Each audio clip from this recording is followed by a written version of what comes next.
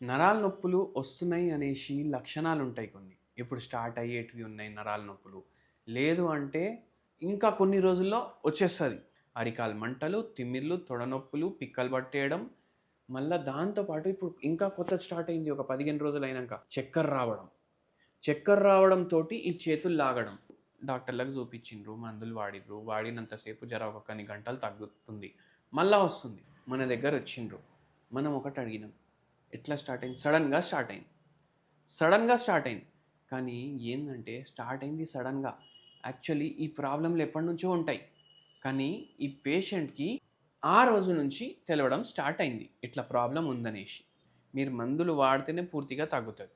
ఏం చెప్పినామంటే నల్ల జీలకర్ర పౌడర్ పావు చెంచా రోజు గోరువెచ్చని నీళ్ళలో ఏసుకొని తాగమని చెప్పినాం. ఒక పూట మార్నింగ్ ఏం తినకుండా ఫస్ట్ ఇది చేయండి. మీకు నరాల నొప్పులు, నరాల బలహీనత ఇవన్నీ కొద్దిగా తగ్గుతాయి. మీరు కూడా ట్రై చేసి చూడొచ్చు. బై చాన్స్ ఇట్లా సివియర్ నరాల ప్రాబ్లమ్‌లు ఉన్నాయంటే హోమియోపతి వైద్యం వాడితే మీకు పూర్తిగా నయమైతది. ధన్యవాదం.